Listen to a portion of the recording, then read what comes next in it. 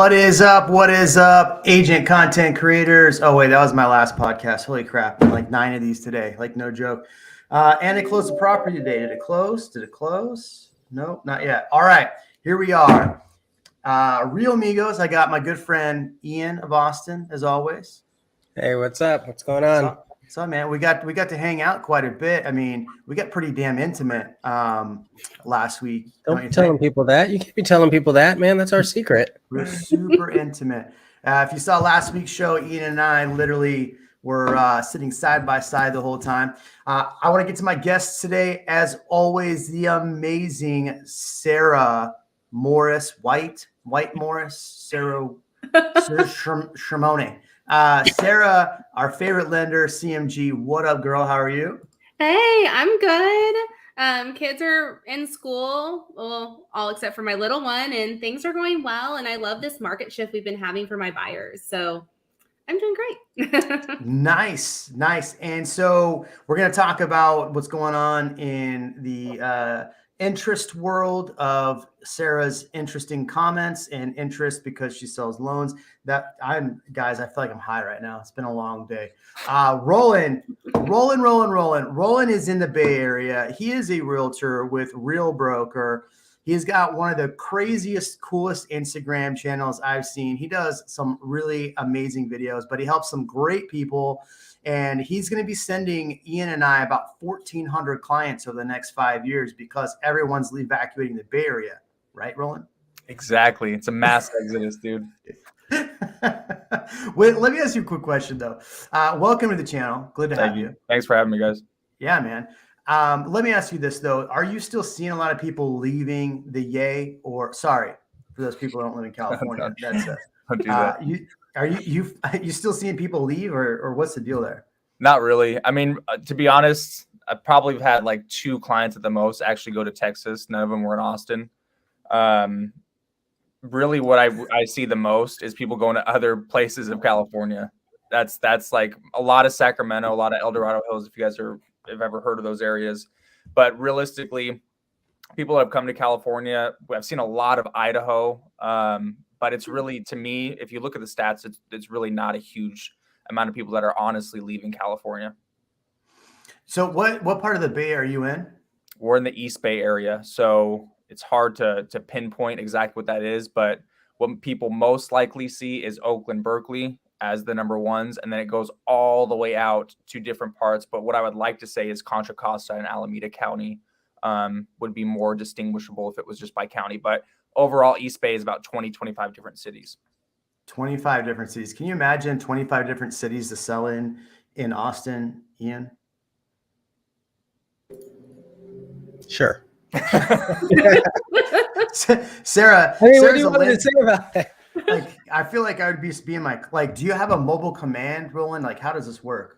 Right. Yeah. I just have fleets ready to just hit each and every different city.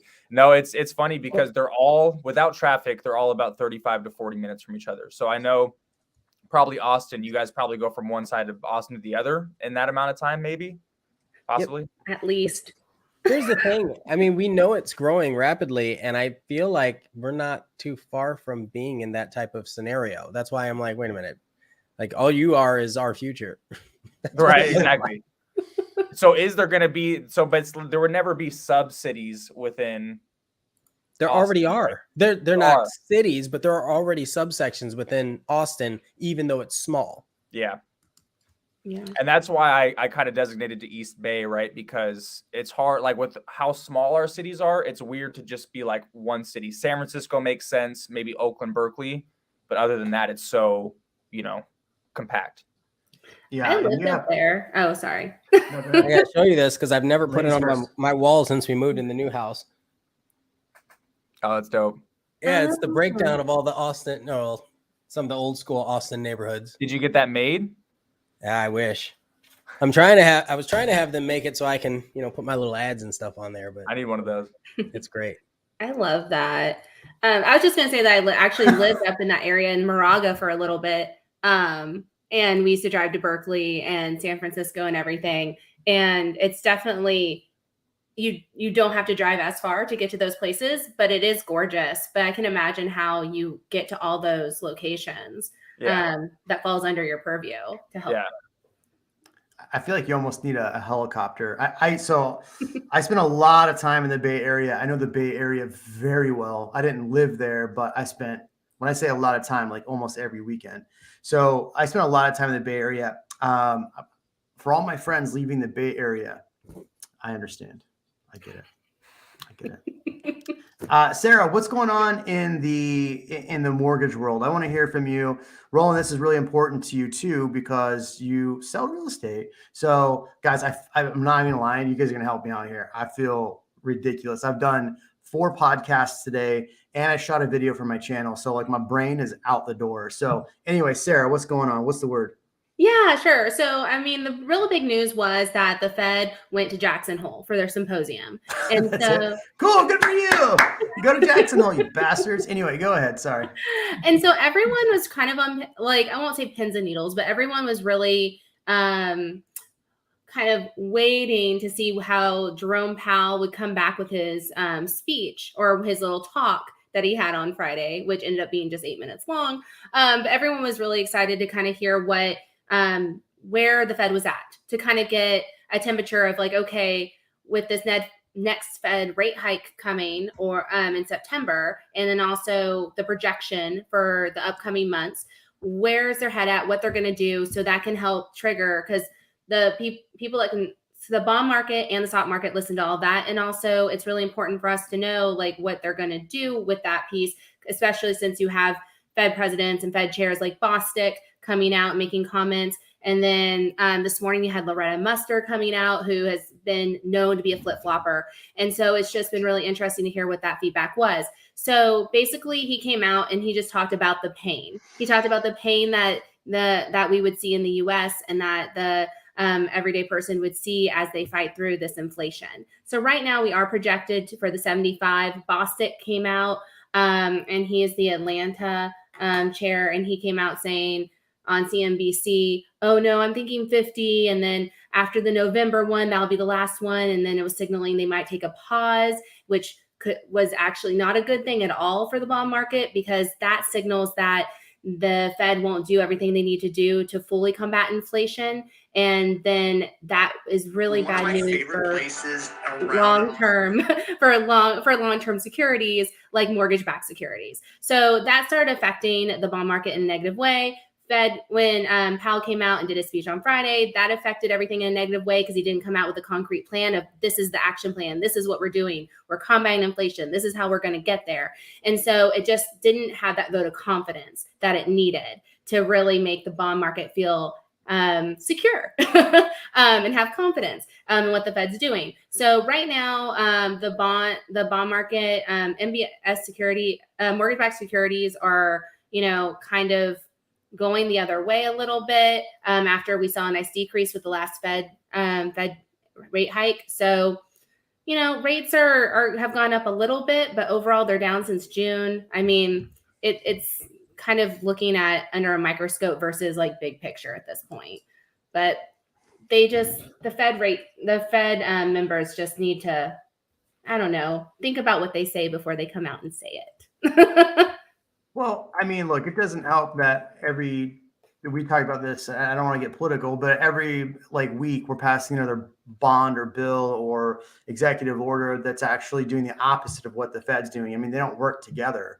So you have the Fed doing everything it can to help combat inflation. And then we're like, oh, let's spend another $2 trillion on this, or let's spend another $2 trillion on that. And only 800 million for student loan forgiveness. Ian and I talked about this last week. So all of those things don't help as well, right? Those aren't like a vote of confidence. But Roland, get as political as you want here. Go ahead, man. Just take the floor. Yeah, go for it, man. The common thing here, of course, is Newsom, right? We get a lot of people that are Newsom haters. Not a big political guy myself, but yeah, I mean, you guys would hear more, I guess, chatter than I do, to be honest, in terms of like California, because I'm born and raised here, heard it all, hear it on a daily basis. So not too much on my end, to be honest. I mean, obviously we have Biden's thing going with, is it good or bad for the economy with that? I mean, we all kind of know the answer to that. We all know about, student loan forgiveness and stuff like that. But I would love to hear your guys' thoughts as Texans in what we deal with here in California. What specifically? Like, what do you mean? What we deal with? Give me something that you want to talk about.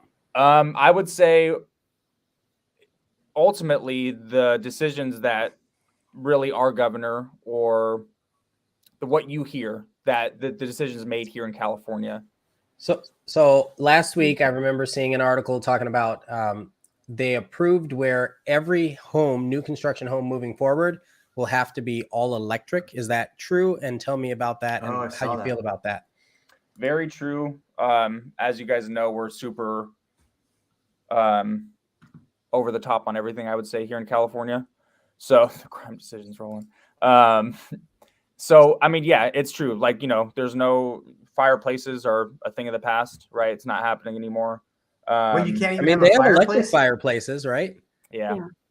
I need wait, hold on. That real flame, though. California can't have fireplaces anymore? Wood burning it's out, dude. Totally gone. What if you live in the Central Valley and that's like your primary heat source? The Central Valley? You mean like where it's hot as hell? Well, have you been in the winter in the Central Valley? I have. Like, it's cool. We're never dipping below like 50 degrees, like 55 at the most. But like Central Valley, like it gets down to freezing in the winter. Like there's farmers out there that burn fields. Like what is that like?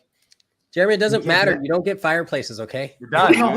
Just no fireplaces. We're doing everything. Wood burning. Fireplaces. No, so, all right, so outside. Let me tell you something interesting. So I'm going through a full house remodel. He's gone. I'm going through a full house remodel in my house right now. I decided to keep, even though it would have been a little bit better for the layout of the house, I decided to keep the 1950s wood burning fireplace because I think down the road it's going to be one of those things where if I do sell or whatever happens, people are going to say, "Ooh." You mean like a car that makes noise? Right, yeah, exactly. Look at this unique thing. Yeah. So, I mean, and then you guys also heard about, I don't know if this is worldwide or I'm pretty sure it is. I doubt it's just California, but which has been in the works, banning all motorized car sales by 2035? Yeah, that's pretty commonplace. Yeah, a lot of places stupid, are starting to do that. Go ahead. I mean, like, even Elon's putting out stuff saying, hey, we can't just ban fossil fuels in 10 years, whatever. Like the dude who has actually created a electric car that is highly used is saying like, hey, you can't go fully from gas to electric like that. It just doesn't happen. He's talking about other things, other sectors. They're not able, like farm equipment. They're not going to go. Exactly. How are you getting an all electric crop duster? I mean, I'm sure Elon has happened. It's just not there yet. Yeah. And I think that's the point. Like everybody else moves so slow. Yeah. That's a great point. Have you guys ever been to San Francisco? Anybody? Yeah. I was. Yeah. Sure. Wait. Are we talking positives or negatives? Where are you going to go with that? Where are you going to go with that? So this is what I want. I mean, I'm not a San Francisco person. That's why I sell East Bay. I'm not. I maybe go out there for events when they have some cool stuff out there. 3 times a year, and it's only 45 minutes for me. But personally, not a big fan. I kind of find it baffling when people vacation in San Francisco. Well, hold on though. Hold on. Let's take a step back. And we've talked about this a lot too. Wherever you live, a lot of people they don't spend time in the area they live, right? They spend time in all these other places. So people from San Francisco have vacationed in Austin. People in Austin or anywhere else have vacationed in San Francisco. So it's not weird. It's just, when you get there, you're not that impressed. You don't take advantage of the thing that's right there in your backyard, right? I think that's other people. We're talking about other people. Yes, to say if you live in San Francisco, don't you have to like step over bombs every day when you're walking through? Like, bombs, is that still you can call them bombs? Yeah, landmines, needles, landmines. There you go. Yeah, I didn't almost fall off the trolley, but Lauren was scared, is how I'll say it. She's like, "Get back in here! You're wearing a backpack, right?" Like, that would have been awful. I drove through San Francisco because I lived up in, like I said, Moraga for a year, and I was the only one with a car. And I remember driving to San Francisco and there not being left-hand turns. And I thought I was going insane. And I was like, I cannot turn left anywhere. How do I get out of this place? And then finally we figured it out because I have this amazing sense of direction. So we were great. Get out of the car and take an Uber. That's the answer. Yeah. I learned my lesson. And so after that, we just took the BART and walking and some other things. But I mean, it's a cool little place. I mean, it's definitely has a lot of like variety and like restaurants, and you have Lombard and you have Girardelli Square and all that other like touristy stuff. The Girardelli Square, that's the Italian village? Girardelli Square is the chocolate. So that's where you have. Got it. Yeah. You're thinking of Little Italy. Little Italy. There you go. Thank you. Aaron says the worst part of the Bay for me is the people. South Park nailed it. I love to go watch that episode. Yes. Yeah, Aaron, that's a good one.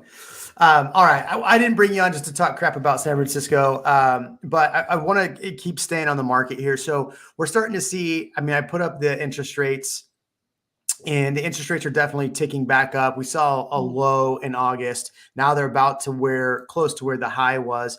So asking everybody here, as far as interest rates going, we have seen that they've cooled down different markets. You could say it was interest rates. You could say it's a handful of different things, but definitely the Austin area has cooled down as far as the amount of people purchasing. The Bay Area, I would imagine you've slowed down a little bit.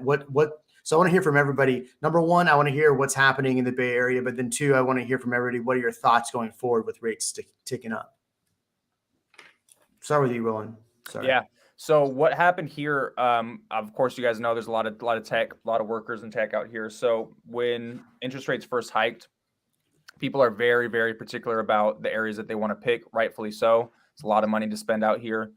But when everything kind of took a dip, including stocks, a lot of these guys and women were using their stocks in order to put down payments for houses. So when that happened, they just got wiped. So that's a lot of our buying pool here in the Bay Area, especially the East Bay. When COVID hit, that was the biggest mass exodus I've ever seen, was the amount of inquiries of people going from San Francisco, South Bay over here to the East Bay, because a lot of people were paying for private schools because schools were a very big deal. They went over to the East Bay. We have some of the best schools in the state. And a lot of these people got rid of those private school payments, got bigger houses, and said, hey, let's do it. So yeah, really tech, was the biggest thing. I'm seeing personally a lot of buyer action picking up here in the East Bay. I don't know what it is, because interest rates, like you said, they've ticked up a little bit. I think people are just kind of getting comfortable with the new norm, and it just took them a couple months to sit on the sidelines. What are you seeing, Ian? I like that phrase, the new norm, right? Because that's what it was before pandemic times, Yep. right? I think I agree that there are still buyers out there. I think what's changing is the speed of transition. So people that are looking to move, they're not going to just jump as quickly as they would before, because before there was so much pressure. Now you have options, and I'm seeing that. And I think, like you said, if they have a lot of resources in stocks or whatever, they still have equity. A lot of people still have equity in their homes, but that requires a very certain commitment or certain decision that they're going to use that equity or leverage that equity to be able to relocate. So it's not as easy. It's not as immediate as it was a couple months back. Get Rex says, I want to get to Sarah, but says, I live in the East Bay. It's nicer and you get a bigger house cheaper too. What area of the East Bay though? Because Walnut Creek's a lot different than Pleasanton. So, Sarah, so what are you seeing? I mean, you're on the mortgage side. We're seeing a lot of mortgage lenders find the exit door. So what are we seeing on your side of things?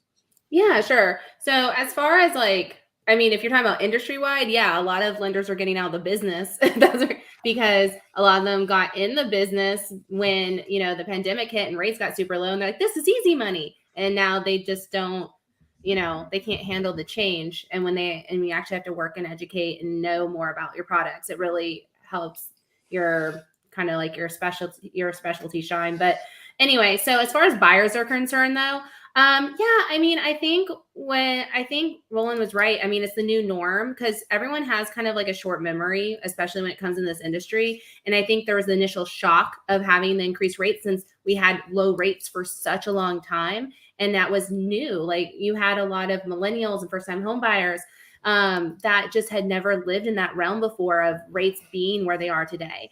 And I think they've gotten used to it. And now that, on Ian's point, things have slowed down. The rate that transactions are happening has slowed down, where buyers are actually able to, look at the home and decide, is this the right home for me? Versus feeling panic or FOMO and like, oh my gosh, I have to get this now because I'm not going to get anything else, and I have to put so many hundreds of thousands over asking and just to get this deal. Now they can take their time and really decide this is the best purchase for them, especially now that their monthly payment's different and it's, a bigger decision. And I think I've seen relief in buyers because they don't feel so rushed. They don't feel panicky. They're able to actually make that decision and be happy with their decision. And I think that makes all of us happy because we're all here to help our buyers at the end of the day. They're our clients. We want to see them happy. So I've seen that. I've seen an increase in government loans. So I've seen an increase in my buyers, my FHA buyers, my VA buyers, actually able to win contracts. I actually had a conversation with a gal yesterday that was like, because we were talking about different options for her and FHA made the most sense. And she was like, oh, well, my friends, they bought last year and they were saying that no one's accepting those. Will that work? Is that okay? And I'm like, yes, like the market has changed. It's, it's normalizing. And I actually just closed several government deals this month. And that is something that you're good. Like you'll be okay. Like you're not going to be counted out just because you have a government loan and not a conventional loan. So I think that's kind of nice that it's bringing people back into the fold that are able to buy homes now that couldn't before. But yeah, I mean, the only other piece on the high that I'm seeing too is that you have some of the investors coming in trying to buy more home than like they're trying to buy like a $900,000 home, which maybe they at a certain, monthly payment that maybe they could like a year or so ago, but now they can't and they're not happy with that. And that's it. That's just is what it is. Now the same home is 700,000. They're like, well, what happened? It's like, well. So Aaron says here, and Roland, I want to get your response to this, but do rates really matter? The market will balance out and people will have the same monthly payment. And then Dan would respond to that. It's like, what are your thoughts on that? And give Aaron a hard time because Aaron gives us a really hard time on this channel. Love you, Aaron. Yeah, he does. I think Sarah could answer that better, but I would say that, if the interest rate jumps up, it's going to affect your monthly payment a lot more than the price is that it's coming down, which is really, we're not seeing a 20% price drop, at least out here in the East Bay area. We're seeing at the most, difference, and you can't really compare it because we were still comparing every month over month when it was really crazy for it to keep going up and up and up. But we're seeing at the very most, 3 to 5% is what it would sell for now versus 5-6 months ago. What's interesting about that question? I actually really like where his mind is at because what happens is you have, what's the phrase? You don't know what you don't know. So unless people have been in the market consecutively for more than 12 months, they haven't been buying this whole time. So someone that's just now entering the market, they're not going to know what happened. I mean, they're going to hear all the ruffling, but when they go to get their pre-approval, they're going to say, okay, this is what I can afford. Great. That's what I'll go for. They won't know that they could have gotten a $900,000 house. They're going to say, oh, I can get a $700,000 house. Great. Let's look for that. Right. Great point. Well, what's interesting too is that what Sarah said, I think makes a huge difference too. So I shot a video today that'll come out next week, and I was looking at price points. And one of the interesting things that I saw is there are more homes available than. So Ian, beginning of this year, we were like, there's 1,600 homes in the market. There's 1,800 homes in the market. Yep. Like, and then if you tried to search price points, if you're looking under 500, it was like 80 homes. I mean, it was stupid low. Right now, we have 1,600 just price decrease. 60, yeah. But if you were to put up a search real quick, under 400, there's like 1,300 homes available. So what Sarah said is really, really important. I think people that are watching this, whether you're looking in the Bay Area, Austin, wherever, with more inventory comes more possibilities. And I just don't mean just finding a home, but loan type, because now maybe you can qualify for an FHA loan. Rate might be higher, but maybe you put less down. Right. And Sarah's been on this channel several times saying like, hey, don't buy down the rate because it doesn't make sense. I had somebody yesterday call me like, oh, the builder's lender is going to charge them a 3% origination fee. Oh my God. It was Milestone's lender. And basically the rep was like, hey, you might want to get a second opinion and just try to get these down. 3% origination fee, but the 3%, I think like 2% of it was buying down the rate. Was that like a wink, the second opinion? Yeah, second opinion. No. So, oh my gosh, do you all see with prices not jumping as fast? Yes, interest rates suck, but do you think that a lot of these buyers that have been FHA, VA, sitting on the fence, like really should be looking at the market now and like going, okay, I can actually find something, or what should they be doing? What advice would you have? Start with you, Roland. I'm going to say yes and no. It's really tough out here in the East Bay because I say a lot now that blue collar workers are very, very few options, like very, very few options. So ultimately it comes down to your monthly payment and what you're comfortable with. If those people are just kind of high earners, but not the best savers, essentially, sure. If you can afford that monthly payment, then absolutely. If you're on the fence, go for it. But at the same time, I do think what I'm seeing more of agents do, especially out here in the East Bay, is really promoting down payment assistance programs. And to me, they're just the most unrealistic thing, especially here in the Bay Area with what the price points are, because of just an absurdly high monthly payment and then a higher interest rate, which it usually comes with as well.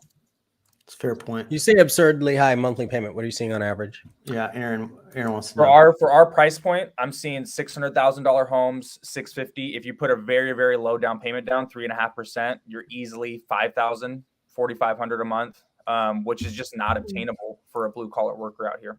Yeah, and that's not including insurance costs or any of that, or now electric costs. Yeah. And cost to maintain a home. It sounds like those blue collar workers, Roland, should move out to the Austin area where we have homes in the 400s. Not wrong. So at 400s is that. So tell me how far you are from your metro area of Austin, your downtown, whatever you want to call it. How far out are those $400,000 price points? And I can tell you guys the same thing over here. 30 minutes. Yeah. 30 minutes is still very solid in a lot of places, man. That's really good. Yeah. Yeah, out here. But also, we have a deregulated energy. I don't know if you have that, but with that, I mean, some people can get solar and get paid back or not have an energy cost. There's nothing in California deregulated. Yeah. You can't even fart in there without it being regulated. No, so same thing, right? Like if you're talking about Antioch, California, Jeremy, if you're familiar with that. Know it very well. At the most, you get your 3.1, 3.2 right now at about 550. Decent, not your like honest like cosmetic fixer. I'd say anywhere from the 5 to 550 range. And then you're from Oakland, let's just call it our next. That's like an hour drive from Antioch, isn't it? Exactly. Yeah. So I mean, you got Walnut Creek, call it a 40-minute drive, 45. And different. But you're like $2.5-3 million at Walnut Creek. Yeah, easily. Yeah. You're 4 bedrooms, 3 bed, 2 baths. You're in. It's funny you say that. You can transition to the Walnut Creek here, and you're about back down to 400.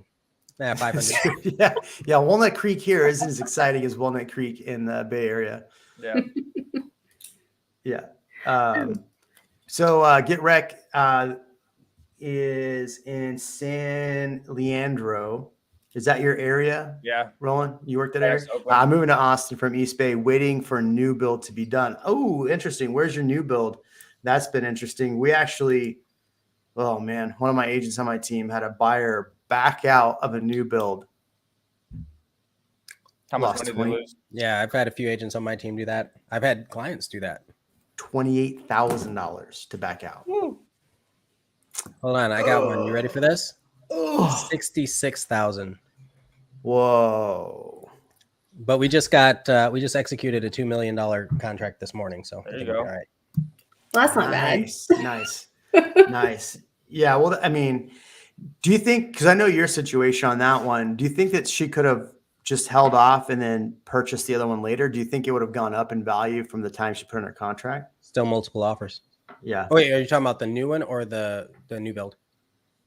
The one that she got a contract on or backed out on. No, that it ended up being multiple offers, and it was wow. right by Lake Austin in a gated community. No way. No, this was we had to go for it. New build is not really in Austin, it's in Bastrop. Well, I mean Bastrop's. Everybody says Austin, and they're not. They're around. They're 30 minutes from. Yeah, that's what Austin is. Everything's Austin. that just goes back to the point we were talking about earlier, right? We say Austin, and it's all the greater metro, but eventually, nobody's gonna know the difference. Yeah.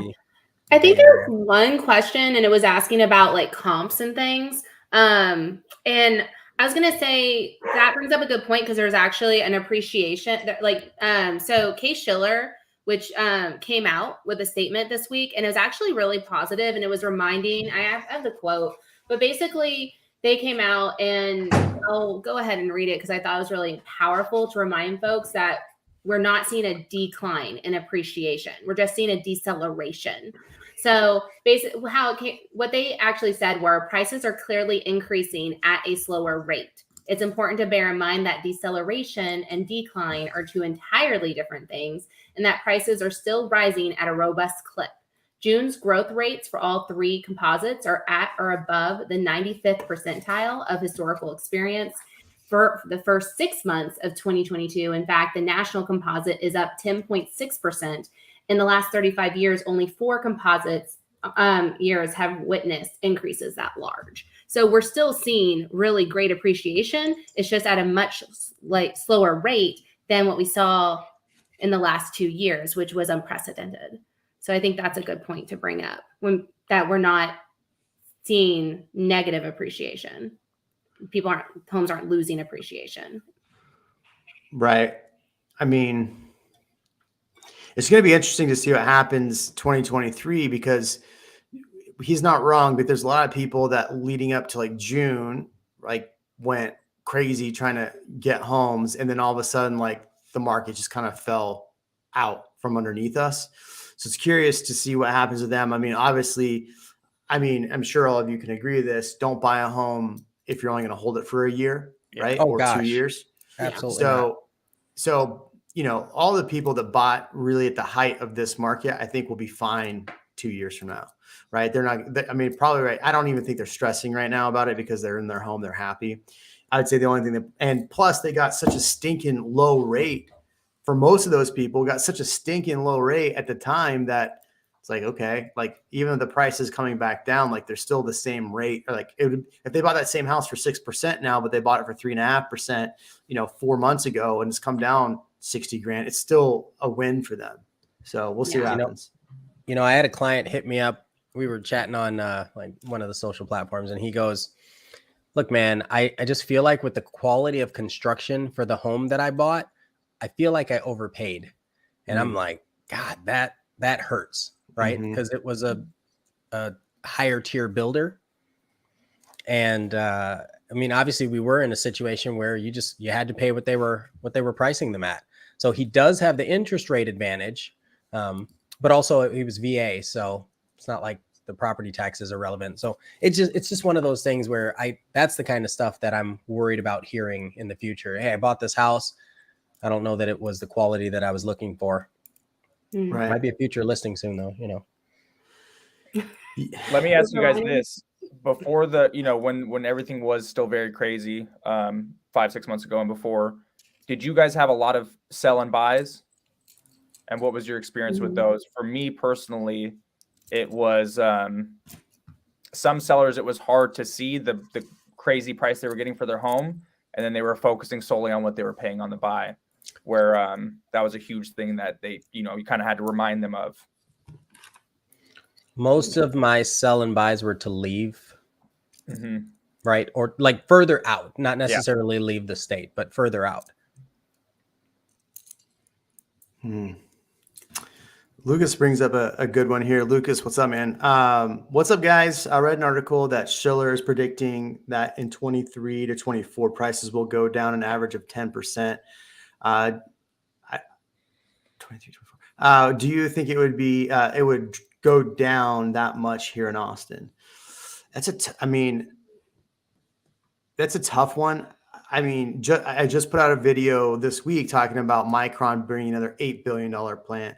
It's not going to bring as many jobs as I thought it would, but you have these big chip making plants coming out here and dropping so much cash in the Austin area. I find it hard to believe that we're going to see that much. Now, there might be a 10% decrease at some point because like people that bought maybe in June or closed in June of this year, and we go to June of next year, and if we don't get back up to 660, which was May was our high, 660 was our high for the median. So if we don't get back up to that by next year, then yeah, you're going to see a decrease, and that's going to look scary next year. But if we're still 10% over the previous year, I mean, it's not that big of a deal. What are your thoughts? I think the biggest thing about a chip manufacturing company is, our industry, the salaries that are going to be paid, right? Like what kind of house can you afford on those salaries? Even if they're dual income, that's still, I don't know what majority of people that is moving to work at a chip manufacturing or living in those areas. So that's definitely the macroeconomics that we need to pay attention to. Roland, are you guys going to see a 10% decrease in the yay? In the yay. He loves that one. It's a bold statement. I think it kind of goes back to the same thing, right? I mean, the jobs are here. Really, we have seen a big increase in inventory. That increase in inventory isn't what it needs to be in order for that to, I would say, do a 10%. So I'm going to go ahead and say that's going to be a no for at least the East Bay area. I won't speak on San Francisco market because they're seeing a lot of pressure over there. Interesting. What do you See think, that, Sarah? that bottom comment? Get wrecked. I didn't see it. Don't day trade at home. You'll get wrecked. I like it. Like that. Did I say Tesla? You did. All right. I mean, as far as the prices go down an average of 10%. I mean, Austin's historically been strong. There's jobs here. And I know that it's kind of in reference to what, I guess, is my question. So as far as like the peak, like, will housing prices go down an average of 10% from like the peak of what they were, this year? I mean, or is it going to go an average of what it is today of 2021 numbers? Like, I need to look at the article to see what that is. I think housing prices, I would defer to y'all, have gone down a little bit because I think people got really excited and they were like, oh, I can get this much for my house, so let's just go for it. And so they got to a point where they were pretty high, and then now they've slowly been trickling down. But as far as it's pretty interesting, and Ian, I'm sure you saw this too here, is that there's an article, and I keep referencing this article, and it was out about 6 weeks ago. It was talking about the cities with the most equity, right? Number 2 on the list was Austin. Number 1 was San Jose. So Austin had the most equity. And what's interesting, after that article came out, what we saw was a bunch of homes hit the market and a bunch of people dropped their prices. Now, people aren't going to drop their prices unless they have equity. If you I had a client right now that we ended up leasing the property because we're getting really close to where, I mean, she still would have made money, but it wasn't where she wanted to be making money. So she rented it instead. So I think you're seeing a lot of people panic price drop, and a lot of the inventory that we're seeing right now is going to succeed. It's going to come back because this time of year, what we're seeing, and what I'm hearing from a lot of people, correct me if I'm wrong, Ian, is a lot of people are going, I can't get the price that I thought I was going to get, so I'm going to rent the property. I was just on a podcast with Jordan Moorhead. He's here in Austin, and he's like, yeah, I have all these investors that put homes up and are now pulling them back off the market and renting them. But rental rates in Austin have gone up so much. So now they're looking at the rental rates going, well, crap, I can actually get what I wanted to rent for it, so I might as well rent it out. So I think a lot of this inventory is going to pull back, and then we'll start to see prices really level off at the end of the year. Who knows what's going to happen in 2023? I'd rather be in a house than not in a house, though. What are your thoughts, Ian? Yeah, I think I have had that situation come up quite a bit where it just made more sense. And we'll always have that conversation, my clients and I, if it makes more sense for you to rent it out, Where it gets weird is when they're saying, I'm going to rent this out and then go rent something else somewhere else. I was like, wait, I don't know if that's what I meant. But I've had people do that too. Yeah. Oh, that's weird. That is weird. I mean, I see, like, I've said that to people out, and I don't know if you've ever had this conversation with people. It's like, okay, I have all this money. I want to buy an investment property, but the reality is that I'm afraid I don't really want to buy that badly because I know that I'm going to be traveling a lot. So I don't want to deal with a property. Well, I have a friend. We bought a house years ago for $315, and it was it was like $299, multiple offers. We bought it for $315. We just sold that thing in the height of the market for $625, and for 3 years he didn't step foot in that house. He Airbnb'd it for 3 years. He Airbnb'd it. He lived in it for 2, sold it, but he lived for 3 years. He's traveled all the time. So think about that. Like, if you're somebody that's gonna be traveling a lot, it's okay to have a property that you can Airbnb while you're gone and at least make up the difference and have somebody pay the mortgage. I mean, what are your thoughts on that, guys and ladies? I mean, he's basically owning a property, gaining equity, and not paying rent wherever he's going. I mean, it's the best situation to be in, because I'm assuming that there was some kind of net profit there that would at least cover his expenses for the property and probably his travel expenses too. So he's basically traveling wherever for free. So yeah, I love that. Anytime that you can own property and then have an income stream, make an income stream from it where it pays for itself, essentially, I think is a good deal. Like, and if you have an opportunity to buy property and if you plan on holding it, you most likely are going to have some sort of equity in the long run, and you can utilize that to help continue build wealth in other ways. So I think any opportunity where it fits in your budget and you can buy property is a good one, personally. I was at this woman's house today and I asked her if I could buy her house. Just flat out, hey, can I buy your house? Yeah. And it's because she has a camper hookup. There's no HOA. She's got land, and it's a duplex with a separate mother-in-law suite. I was like, this has everything. So the duplex has a separate entrance. She's got a separate mother-in-law suite, pool in the back. It was everything. And it was dead center of Austin. I'm like, okay, this is great. She's like, I'm not moving for 2 years and I have an agent. I'm like, oh, okay. Whoa. I didn't say anything about your agent. I'm just offering to buy it.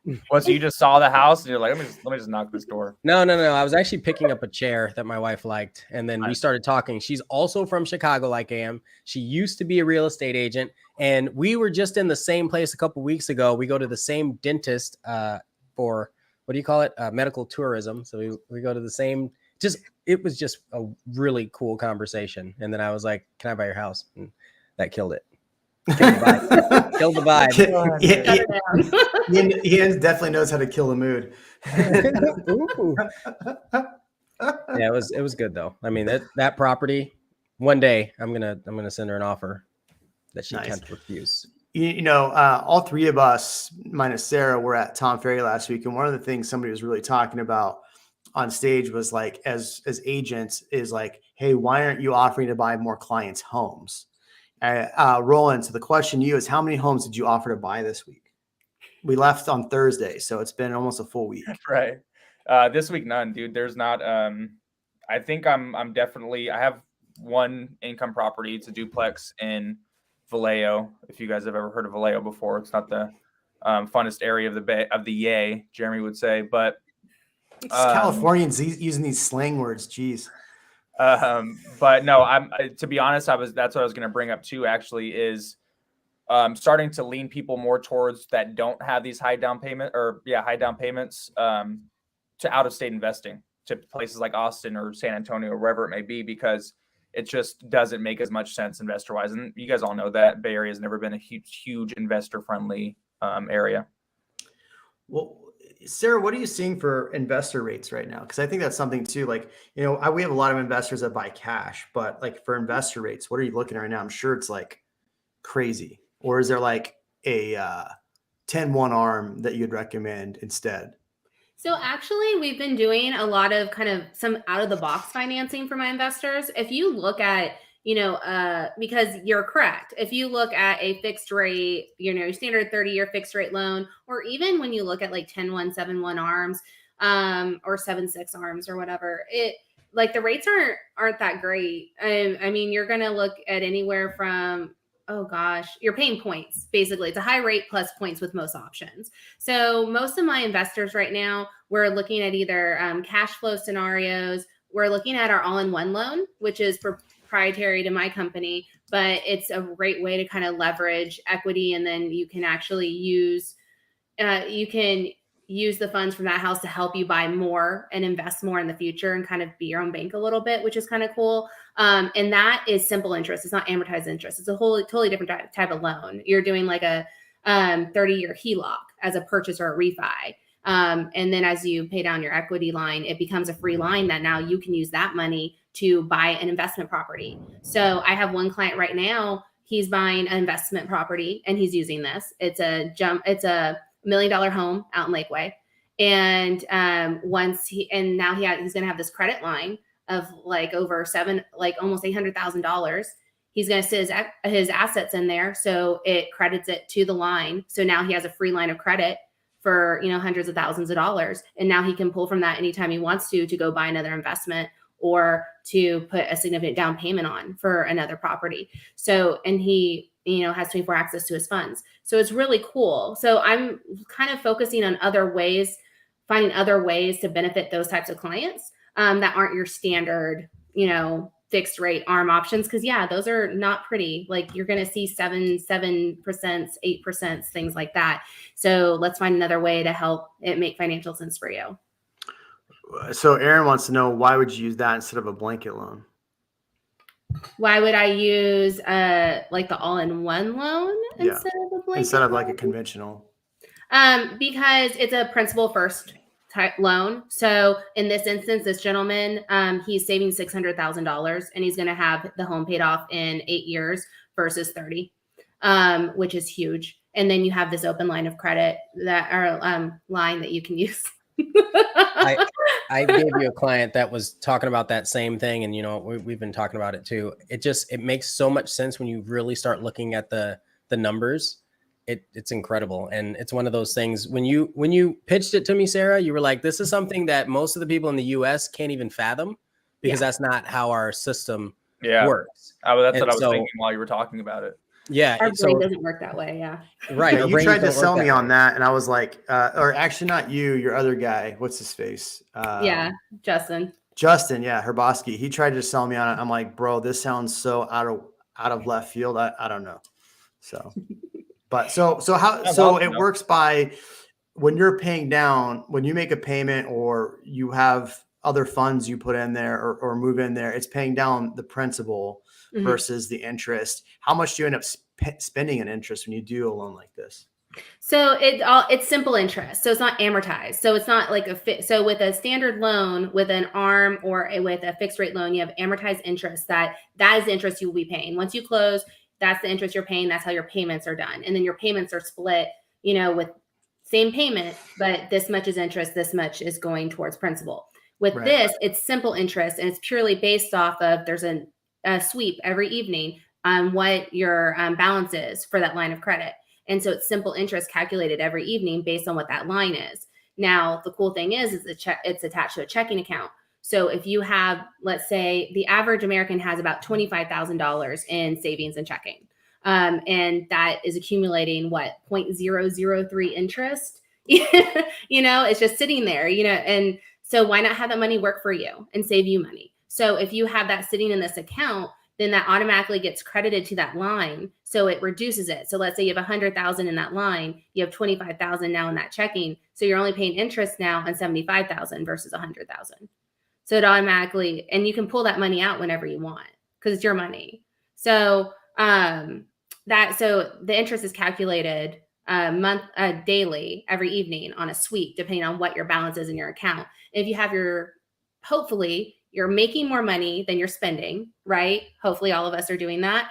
So if you connect this to where this is where your main deposits go and they just sit there, then it automatically, shows the lower balance, you're paying less interest because it's all going directly to principal first and crediting against principal first. Interesting. So if somebody's, first-time home buyer, is this just not something they should do, or is it something they should think about?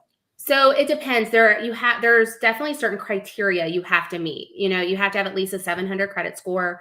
You need to have a minimum. It's 10% of the loan amount in reserves. So it's definitely meant for the type of client that has money in the bank, that has great credit, and that likes to have control of their money. If you come to me and you're like, hey, I want to get a loan, I just want it set and I don't want to think about it, I'm so bad managing my money, this probably wouldn't be a good option for that person, because you need to be able to manage your money well and not be the type of person like, oh, I have this like credit line. Great. I'm going to go buy everything. I'm going to get a car. I'm going to get a pool. I'm going to do all the stuff. That would be an awful person for this type of loan. Granted, the loan is structured, so there's never a balloon payment. There's not negative amortization, none of that. And to be honest, is there a prepayment penalty? No. If you want to pay this off early, then great. Then you just have this whole line of credit waiting there for you. You use whenever you want, or you never have to use it. And the other cool part of it too is, if you want, let's say a lot of people, what they do is if they have gained equity in their home, and it's getting close to that 30 years, they'll refi and increase their limit and just have it there for them to use as needed. And it's great for those folks too that are worried about what's happening with the recession and everything else. So they just have something to fall back on if they need it, not necessarily use it, but they have that comfort to be able to, pull from their equity. Otherwise, today, what do you have? You have it on paper, but you can't use it, right? This way you can actually not only be proud of the equity that you built in your home, but you can have access to it. So that makes it nice if you want more control. I'm definitely going to get this and then just buy a bunch of Ferraris. So a bunch of $800,000 Ferraris. Yeah, just one $800,000. Can I use stocks in a stock account as collateral? So you can use, there's a couple ways I can view that question. As far as collateral to buy a home, you can, if you have stocks, you can use it as reserves. Of course, you can use it as assets and reserves. Also, we can do asset depletion, which means that we can convert your assets that are in that stock account into an income number to generate income for you if we need that to qualify for this option, and then also for other types of loans as well. So hopefully that answers your question. Interesting. What about so the rate changes every day, right? So it's monthly. So there's 3 different options, and it's based off the CMT, and that's monthly. And so it changes once a month. And the CMT on average, it has a really low average. It's about it's between 2 and 2.9%. And that's not what your rate's going to be. That's just the average for the CMT. But yes, it does change monthly. You do have an option to do a 3-year and a 5-year fixed option, but honestly, you save more with the monthly. Every time we've run a scenario and we looked at past clients, they've saved more with the monthly. Again, because it's simple interest, not amortized interest. Yeah, Aaron agrees with you. He said that's where the money's at.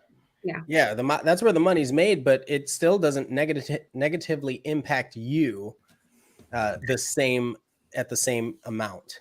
So who cares if they're making money as long as you're saving money, right? Yeah. Oh, that's what you reminded me what I was going to end with before is that, so we've had this product since 2005, but it's new to Texas. But since 2005, no one's even had one 30-day late payment on it. And so this has gone through 2008, it's gone through the last couple of years, and no one's even had a 30-day late payment on this. It's because of the nature of it and how it's done, which is nice. Let's see. Oh man, sorry, Roland. I'm giving you a hard time over here. Have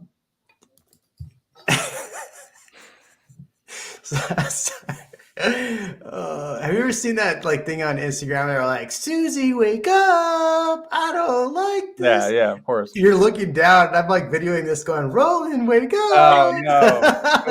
the half a second that I looked down. Got me. Sorry.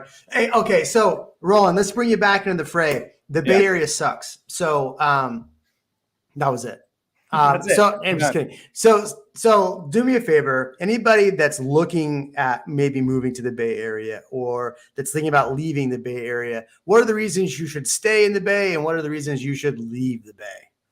Stay in the Bay is same as everybody else. It's jobs. Okay. Sarah's the GOAT. But yeah, it's jobs, right? It's not only that, but it's just rolls for it. The comments are hella distracting. I can't not read it while I'm talking. But no, it's also gonna be weather, right? It's gonna be just everything that the Bay Area offers, all the proximity to the nature, things like that. People always ask me what would it take for me to leave. I honestly could probably only do SoCal or like Hawaii. You know what I mean? I'm huge on the weather up here. I'm born and raised, so it's really easy for me to just be really acclimated to all this. Buying in the Bay Area, it's going to be the same thing. Like I said, it's going to be jobs. Leaving the Bay Area, it's to cash out on all the equity that California homeowners have and to go someplace else, right? Like Ian said, most of your sell buys, they were out of the area. That's what I see the most of. But even then, people are going to go to, like I mentioned, Sacramento. Some people Stockton, God forbid. But there's a lot of things that, people do, and it makes sense because that's what retirement's for. So why would somebody want to retire though in California? Prop 13, as Dan says, Dan's been pretty active on my channel. So thanks, Dan. Equals anyone moving to California ends up paying almost all the taxes for everyone else. You might as well just come in and start buying people college too. Right. It's family too, right? I mean, there's a lot of people that really want to go and their kids are like, hey, mom, dad, it's not happening. You got to stay here and stick it out with us. So that's another thing as well. You know what I mean? It's people that obviously too can't get away from California. Like I just mentioned, even though I pay an arm and a leg in taxes, I still wouldn't get away from it. I mean, could I go somewhere 6 months out of the year and come back? Sure. That's an option that people have too. Yeah. And then you can rinse it out the other 6. Right. It's like an iPhone. Once you're trapped. Exactly. You're in it, dude. You're in it, man. Yeah. I got you. So in this scenario, then, if California is the iPhone, is that just Texas is definitely not the Android, right? That's what It's I'm. the Google. It's like the Google Pixel. It's on the. Yeah. Texas isn't the blue dot. Texas isn't all locked up like California is, Yeah. California. Hey, look, Elon left zero California. choice. You what?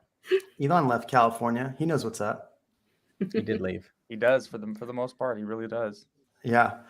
All right. I think we're at about an hour, and unless anybody's got really something amazing to say, I'm about to cut this out. So Roland, say something really important. No, I saw a question from, was it Lucas? Yeah, Lucas. Yeah. Asking about property taxes. I mean, pretty simple. 115 to 125 here in my area. You get some fancier areas that can be like 175 that have a bunch of stuff that they've built out and added. So fun stuff there. If somebody wants to reach out to you in the Bay Area, what's the best way to reach out to you? At Roland_Osage on Instagram, or as I'm building out this YouTube channel, trying to get on Ian and Jeremy's level, you can do East Bay Living with Roland Osage. So one thing I want to show everybody real quick is this. Roland's really good at, let me clear this out. Sorry, Mark. Come on, get out of there, Mark. There you go. All right. Roland's very good at video. And so he's got some really creative stuff on here. This one's one of my favorites. He just showed this to me the other day. He does, look at this. Roland was in Too Fast, Too Furious. Look at him. He was in this. You didn't realize that he was Toretto? Look at this. That's awesome. Toretto. Cool? I was Toretto stand-in for a couple of times. So Paul switched some stuff up for me, and I got to have some fun. It was awesome. Yeah. So Roland's a major actor. One of my other favorite ones that here we go. This is a good one. He's been a stand-in on the late night show. So Jimmy Rowland was going there. So pretty amazing stuff there. I like this one right here, the falling in the bed one. This is a good one. Yoink. Yeah. That's so I wonder if people that are in California wish they could fall into their bed and wake up in Texas. Do you think that's a thing? All the time. Yeah. But their kids won't let them. Yeah. Oh man. So Mark says, how can we generate all that electricity? Burn coal. but wash it first so it's clean. That's